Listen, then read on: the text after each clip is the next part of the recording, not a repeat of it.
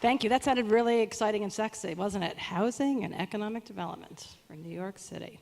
I want to thank you all for being here tonight. Nice weather, nice day, but hopefully getting a respite from the humidity to talk about really interesting things here in New York. And if you're not from New York, welcome to New York. I also want to obviously thank President Obama and the White House for being so generous in helping to convene today, and of course to do it here in New York City, because if it's hot and humid here, you can only imagine what's going on down there.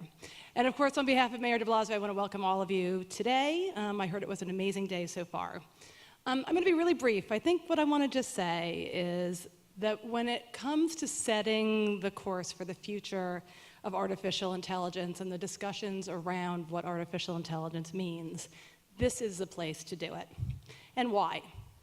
I think it's pretty clear that because New York City is where technology and innovation collides with so many other key sectors of the economy, whether it's fashion, arts and culture, finance, media, food, manufacturing, science, education, healthcare, government. I like to think a lot about how this is not a one-company town. And it's also because we don't think about innovation and the innovation sector as purely a tech sector. In New York City, we think a lot about it as hyphen tech, right? It permeates and it transforms everything we do here, whether it's how we make a dress in Brooklyn, to how Wall Street is making investment decisions, to the way in which our own public employees are accessing healthcare. And this is because firms don't just innovate here. They're not just thinking about all of these things. They are able to prototype their products, they can mass produce their products, and they can bring those products and test those products in a market that is really not comparable to any other market, certainly in the United States. So there is so much going on by virtue of being in New York. And that's obviously because we're the biggest city in the nation, but we're the most diverse city in the nation in every meaning of the word. And that is ultimately our competitive advantage. Our entrepreneurs, our workforce really do look like the real world, not just the world here in the United States, but look like the world. An example I like to talk a lot about recently is that almost a third of the tech startups in Brooklyn right now are headed up by women. That is the highest of any innovation sector anywhere in the world. And we're only at a third, but we're going to keep going to parity. So there's something happening here in New York that I think is very different from other places around the country and the globe. And I think the other thing that's amazing about New York is that the urban fabric and where these collisions occur with other sectors really create companies and thought leaders that I think are much more likely to recognize and address the issues of equity and diversity on the front end of the process. Again, rather than trying to fix the problems on the back end or when they become more intractable. And these are really important issues, and that's why we're serious about investing in the future of our workforce, of our city, and of this broad sector. One of the things that's amazing is New York City is the only major city in the country right now where we've adopted a computer science for all program, where 1.1 million public school students are going to have computer science at every single grade band. Because again, we want to build the workforce of today and tomorrow and make New York City simply the most innovative city in the world.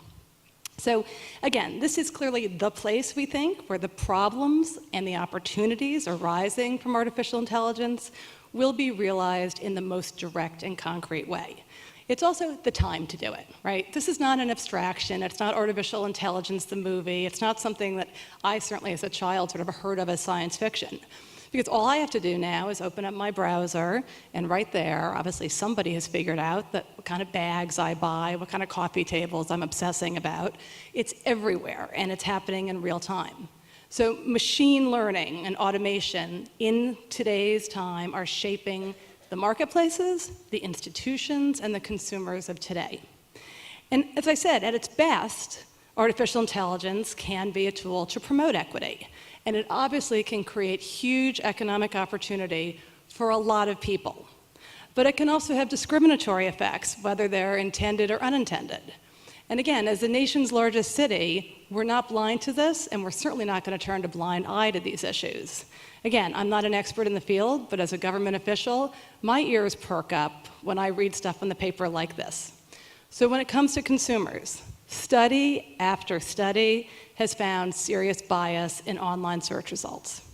When it comes to earnings and income inequality, we see endless studies showing a disparity in earnings amongst white and minority hosts on home sharing platforms, for example. When it comes to employment, when I think about my years at Goldman Sachs, we're not sitting there sifting through young talent anymore in a one-on-one way. We're using targeted screening tools. They're figuring out how to hire people not based on who these people are in your face. They're using these very extraordinary tools. And what happens if those tools mirror or even amplify, worse than mirror, amplify a prejudice of a buyer or a user? So all of that stuff makes for good clickbait, but it's, I think, grist for a much deeper set of conversations that we need to have. So that's why I'm here to get the symposium started. Let me just put forward a few fundamental questions that we at City Hall are thinking about it, both as innovators ourselves and as regulators. So, are there biases in the marketplace that AI actually deepens? And do we aspire to an AI that's neutral? Or can we actually use it to be a correcting mechanism for some of the challenges I mentioned? What is the role of the regulator? It's even okay to call us a regulator anymore. What does it mean around personal data privacy and algorithmic transparency? I think we think a lot about what are the prospects of ensuring that the people who are the developers of AI, again, look like the real people. We don't want to have a real disparity between the developers and the users. And can we then hope to resolve issues of equity through a more diverse workforce and a diverse cohort of entrepreneurs and innovators? So I think we're at a critical moment where now is the time to take a look at these questions. And I'm so excited you're here to answer them, to think about them, and to do it here in New York. So let's get to work and have a great evening.